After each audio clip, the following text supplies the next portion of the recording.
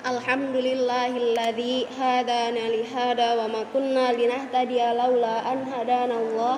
Asyhadu an la ilaha illallah wahdahu la syarikalah wa asyhadu anna Muhammadan abduhu wa rasuluh la nabiyya ba'da.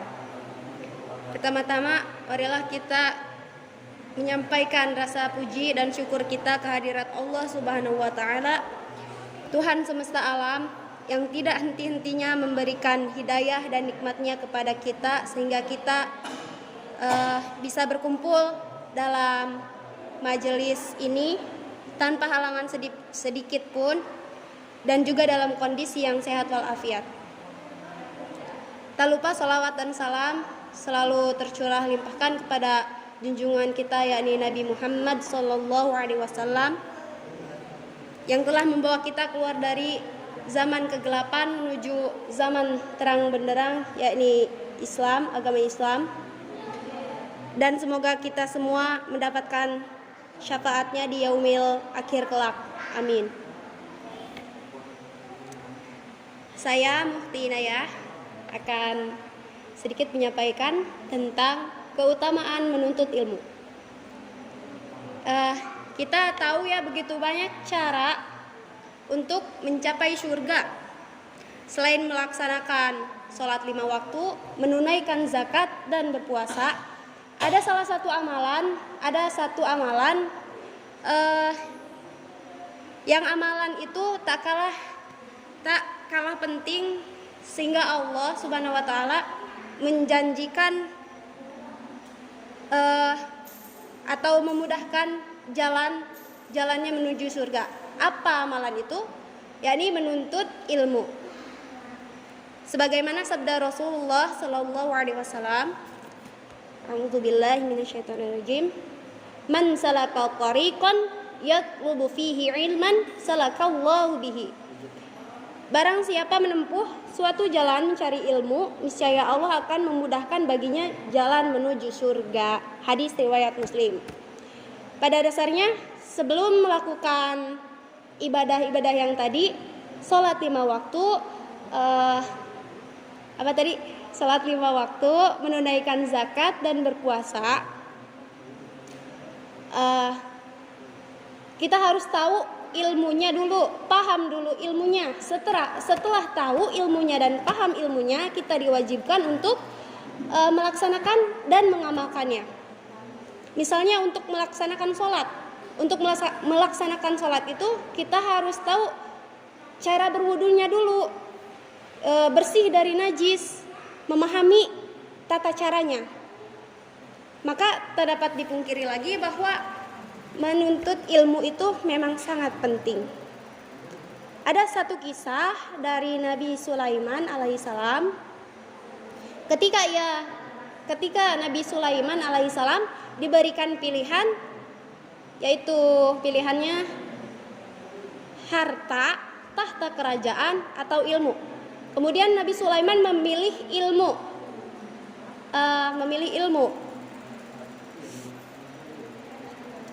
Nah, dengan bekal ilmu tersebut, maka Nabi Sulaiman berhasil menjadi raja yang cerdas dan kaya raya atas izin Allah. Gitu tuh teman-teman, hebatnya ilmu. Apalagi kalau misalkan IQ kitanya memadai, terus adanya niat, kita semangat untuk mencapai kesuksesan, insya Allah akan dimudahkan. Bercermin dari kisah Nabi Sulaiman, kita dapat mengetahui bahwa manfaat ilmu dalam kehidupan sehari-hari itu sangat bermanfaat gitu ya. Saat menghadapi persoalan hidup, kita dapat mengetahui jalan yang benar dan jalan yang salah. Begitu pula saat bersikap, kita dapat mengetahui sikap yang baik dan yang buruk. Dengan demikian, kita dapat mengetahui mana arah menuju surga dan mana arah menuju neraka. Sehingga kita dapat memilih untuk melangkah ke arah kebaikan dan meraih kebahagiaan di dunia dan di akhirat. Kemudian ada poin-poinnya, poin-poin dalam keutamaan menuntut ilmu. Yang pertama ada motivasi untuk menuntut ilmu. Bagi diri saya sendiri, motivasinya itu yang pertama untuk mencapai keridhaan Allah Subhanahu wa taala.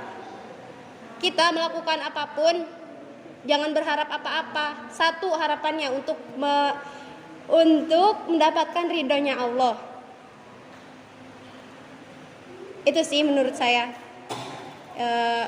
Mungkin ya setiap orang kan berbeda-beda ya.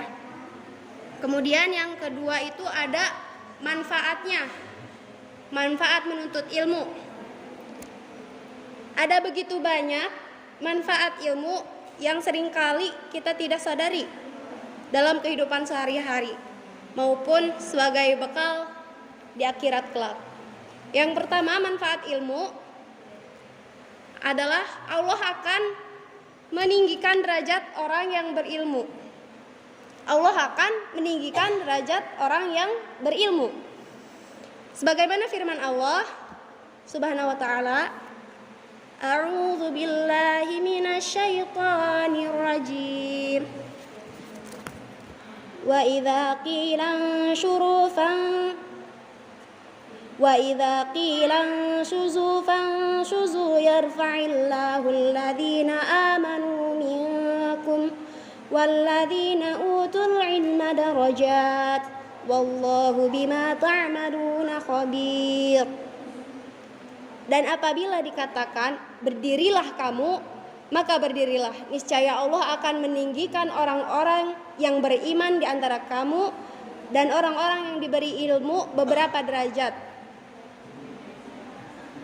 Quran Surat Al-Mujadalah ayat 11. Ayat ini menjelaskan untuk kita bersemangat dalam menuntut ilmu, berlapang dada, menyiapkan kesempatan untuk menghadiri majelis ilmu, bersemangat belajar, menyiapkan segala sumber daya untuk meningkatkan keilmuan kita dan senantiasa meningkatkan keimanan dan ketakwaan. Masya Allah ya, untuk kita yang sekarang ada di sini, yang sedang bertolabul ilmi gitu ya, kita melapangkan waktu kita untuk hadir di sini semata-mata pasti untuk mengejar surganya Allah ya, Masya Allah. Kemudian manfaat ilmu yang kedua yaitu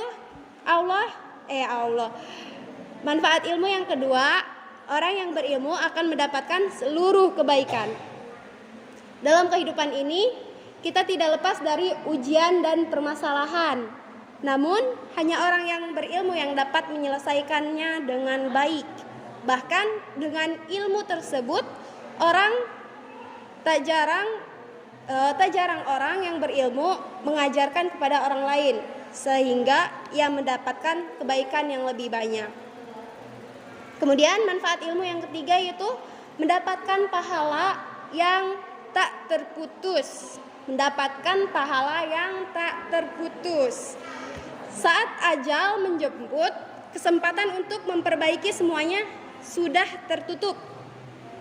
Semua amal perbuatan dan pahala akan terputus kecuali 3 hal. Salah satunya yaitu ilmu yang bermanfaat. Sebagaimana hadis dari Abu Hurairah yang menerangkan bahwa Rasulullah SAW bersabda, yang artinya apabila anak Adam atau manusia wafat, maka terputuslah semua pahala amal perbuatannya kecuali 3 macam perbuatan, yaitu sedekah jariyah, ilmu yang bermanfaat, dan doa anak soleh. Hadis riwayat Muslim. Selanjutnya, poin keutamaan menuntut ilmu adalah mengamalkan dan mengajarkannya. Amalan tanpa ilmu merupakan hal yang sia-sia, sedangkan ilmu tanpa amalan merupakan hal yang sangat disayangkan. Pada hakikatnya ilmu dan amalan merupakan hal yang sama pentingnya. Hanya memiliki ilmu saja masih belum cukup untuk membuktikan ketaatan kita kepada Allah. Meskipun kita mengetahui tata cara sholat, zakat, puasa, tapi kita tidak pernah melaksanakannya, tentu saja kita tetap berdosa. Begitu pula dalam kehidupan sehari-hari. Kita perlu mengamalkan ilmu dan mengaplikasikannya dalam bertingkah laku seperti bersikap baik, toleransi, tolong menolong dan yang lainnya ya. Jadi perlu disadari bahwa sesungguhnya keberhasilan dari menuntut ilmu yaitu dengan mengamalkan ilmu tersebut. Bagi orang yang berilmu sudah jelas yang mana yang benar dan yang salah. Namun untuk mengamalkan yang baik dan buruk merupakan satu pilihan yang mengandung konsekuensi. Apabila kita tidak beramal dengan ilmu kebaikan yang ada pada diri kita, maka bagaimana di akhirat kelak? Dalam Al-Quran surat As-Sajdah ayat 12, Allah Subhanahu wa ta'ala berfirman, A'udzu billahi minasyaitonir rajim.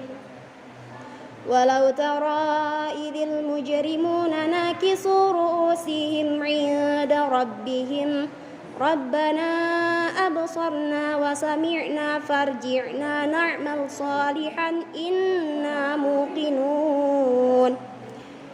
Yang artinya, dan jika sekiranya kamu melihat mereka ketika orang-orang yang berdosa itu menundukkan kepalanya di hadapan Tuhanmu, mereka berkata, ya Tuhan kami telah melihat dan mendengar, maka kembalikanlah kami ke dunia. Kami akan mengerjakan amal soleh, sesungguhnya kami adalah orang-orang yang yakin.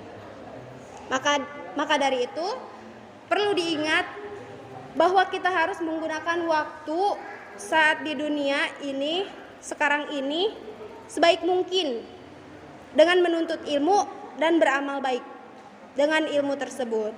Selain itu, alangkah baiknya jika kita dapat mengajarkan ilmu tersebut kepada anak-anak, tetangga, ya orang-orang sekitar kita gitu ya, sehingga ilmu kita itu bermanfaat bagi orang lain. Seperti hadis berikut, A'udzubillahi minasyaitonirrajim. Khairukum min ta'lamul Qur'anu wa ilmah. Sebaik-baik kalian adalah orang yang belajar Quran dan mengajarkannya. Hadis riwayat Bukhari. Kemudian kesimpulan ya. Kesimpulan dari saya dalam keutamaan menuntut ilmu itu, semakin dalam iman seseorang dan ilmu seseorang, maka dia itu akan makin merasakan kedamaian, kebahagiaan baik di dunia dan di akhirat. Demikianlah manfaat ilmu, agar kita terus belajar dan mengamalkannya. Sesungguhnya tidak ada batasan dalam menuntut ilmu, baik tua, muda, perempuan, ataupun laki-laki, kaya atau miskin, semuanya manusia, makhluk Allah itu, ya kita diwajibkan untuk menuntut ilmu. Karena menuntut ilmu merupakan salah satu jalan menuju surga. Semoga ilmu yang kita dapatkan bisa bermanfaat di dunia dan di akhirat. Amin ya rabbal alamin. Kurang dan lebihnya saya mohon maaf. Saya tutup dengan doa, Rabbana atina fid dunya hasanah wa fil akhirati hasanah wa qina adzabannar. Wassalamualaikum warahmatullahi wabarakatuh.